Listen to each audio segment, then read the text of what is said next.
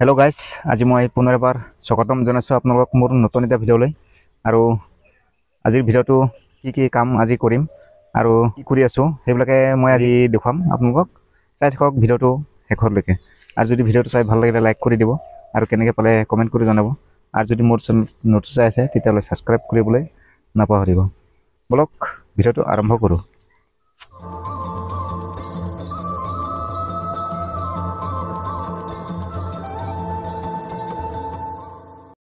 আৰু এইপিনে দেখিবলৈ পাইছে আপোনালোকে, মই 6দিনমান হ'ল নেকি, 5দিন 6দিন হ'ল এইখিনি কঠীয়া সিঁচিছিলোঁ। চাব পাৰে কি ধুনীয়া হৈ উঠিছে এতিয়া, কিন্তু পানীৰ বহুত অভাৱ। আজিলৈকে এতিয়া বৰষুণ নাই, তথাপিও আগত সিঁচা কঠীয়াখিনি এইটো ধুনীয়াই হৈছে বাৰু, এতিয়াও সৰু সৰু হৈ আছে। আৰু এইপিনে চাওক, আৰু এটা কঠীয়া তুলি পাইছিলোঁ মই, আৰু সিঁচিব লাগে কঠীয়া।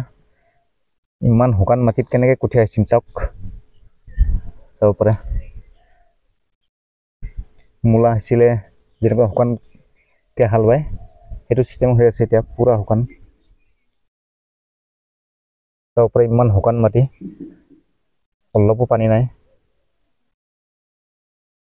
সেইটো আজি পাইছিলোঁ মই, আজি ৰাতিপুৱাতে অলপ বালোঁ, পানী চানী নাই, হাল বাবলৈ মন নোহোৱা হৈছে। আৰু এতিয়া পানী লাগে, পানী নাই।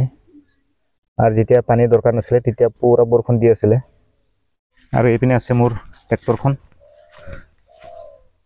আকৌ হাল বাব লাগিব বুলি ইয়াতে থৈ দিছোঁ, এইফালে লৈ যোৱা নাই। ৰ'দ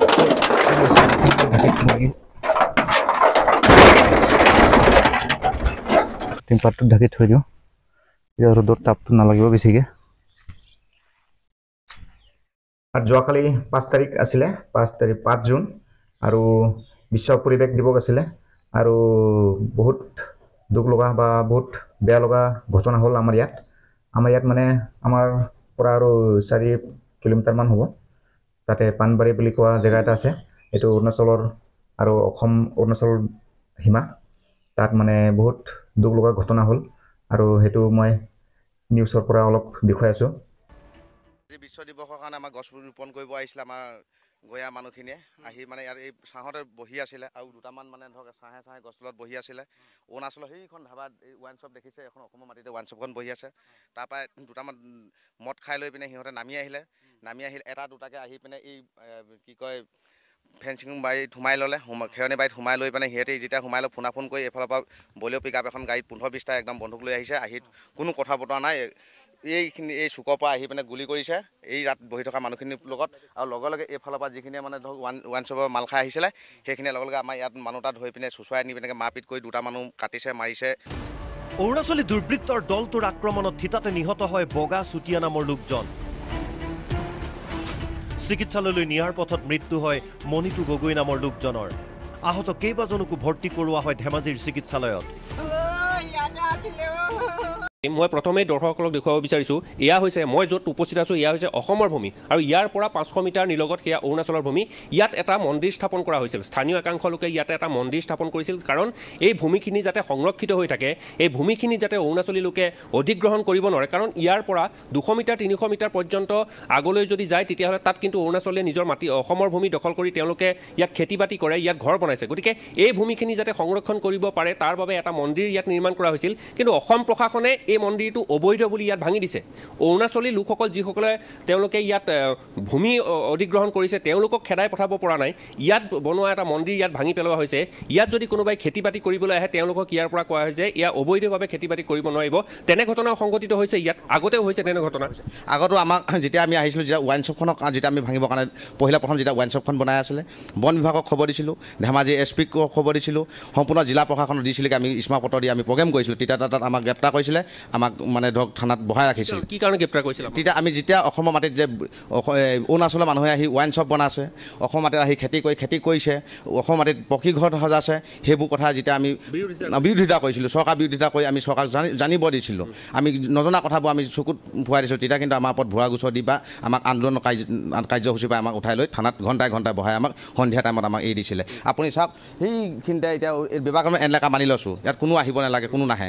কিন্তু অৰুণাচলীৰ কাৰণে কি বিবাদমান এলেকা নহয় নেকি? অৰুণাচলে কি ইয়াত পকী ঘৰ বনাই থাকিব ইয়াত খেতি বাতি কৰিবৰ কাৰণে টঙি ঘৰ বনাই থাকিব ৱাইন শ্বপখন ইয়াত অসমৰ মাটিত ৱাইন শ্বপখন বহাই লৈছে কিমান মানুহৰ ধ্বংস হৈছে জীৱন হৈছে ইয়াত আপুনি আটাইতকৈ ইয়াত ডাক্স মই এতিয়া এটা কথা কৈছোঁ যে এতিয়া সন্ধিয়া হৈ আহিছে তো সন্ধিয়া হৈ অহাৰ লগে লগে পুনৰ সেই তেনেকুৱা ঘটনাৰ হোৱাৰ উপক্ৰম হ'ব পাৰে হ'ব এইটো নিশ্চয় হ'ব আৰু আমি এটা কথা কৈছোঁ আমাৰ অসমত যেতিয়া মানুহ মাৰিলে অসমৰ মাটিত আহি অসমৰ মানুহ মাৰিলে প্ৰশাসন আহি ইয়াত যিভাগে মোচন দি বহি আছে কিন্তু অসমত যদি কোনোবা কিবা এটা হোৱাহেঁতেন প্ৰশাসনে পিটন চিটন দি বা কিবা এটা কৰি মেলি লৈ গ'লহেঁতেন আৰু সেইকাৰণে কৈছোঁ ধেমাজি জিলা প্ৰশাসন একদম দুৰ্বলতা ধেমাজি জিলা প্ৰশাসনক আমি জগৰীয়া কৰিছোঁ আৰু আটাইতকৈ এটা কথা কৈছোঁ ধেমাজি DFO আৰু ৰেঞ্জাৰ সেইকেইটা মানুহ থকাৰ কাৰণে আজি সেই অৰুণাচলে এই অসমৰ মাটিত আহি ধৰক মই ধন্যবাদ জ্ঞাপন কৰিছোঁ আৰু মই এটা কথা দেখুৱাব বিচাৰিছোঁ যে এয়া হৈছে অসমৰ ভূমি আৰু এই ভূমিত বাৰে বাৰে অৰুণাচলী আহি দখল কৰিবলৈ আহে আৰু দখল কৰা ভূমি যেতিয়া তেওঁলোকে অৰুণাচলী কবলৰ পৰা স্থানীয় যিসকল লোক আছে তেওঁলোকে ইয়াৰ পৰা উঠাব বিচাৰে যে এয়া অসমৰ ভূমি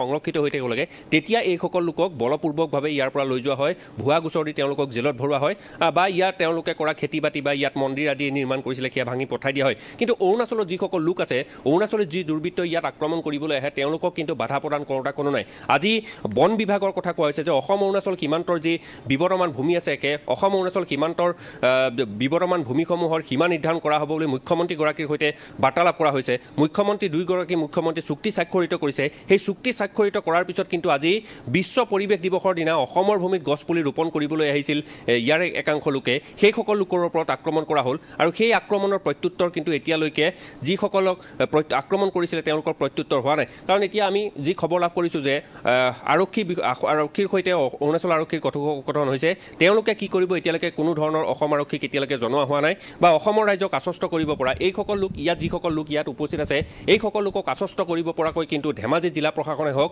অসম চৰকাৰে হওক এতিয়ালৈকে কোনো ধৰণৰ মন্তব্য আগবঢ়োৱা নাই এটা কথাই কোৱা হৈছে মুখ্যমন্ত্ৰীগৰাকীয়েও এটা কথা কৈছে যে মাটিৰ লোভ কৰে কিছুমান লোকে মাটি ভূমি অধিগ্ৰহণ কৰিবলৈ কিন্তু সেয়া কথা নহয় এনে ঘটনা অসম অৰুণাচল সীমান্তৰ আজি পাণবাৰীকে কৰক বা লখিমপুৰ জিলাৰ যিসমূহ বিবাদমান অঞ্চল আছে সেই অঞ্চলসমূহৰ বছৰি এনেধৰণৰ ঘটনা সংঘটিত হৈ থাকে গতিকে এই বছৰি সংঘটিত হৈ থকা ঘটনাবোৰৰ নিৰ্মূল আজি পৰ্যন্ত কৰিব পৰা নাই জীৱন দত্ত আছে গোগামুখৰ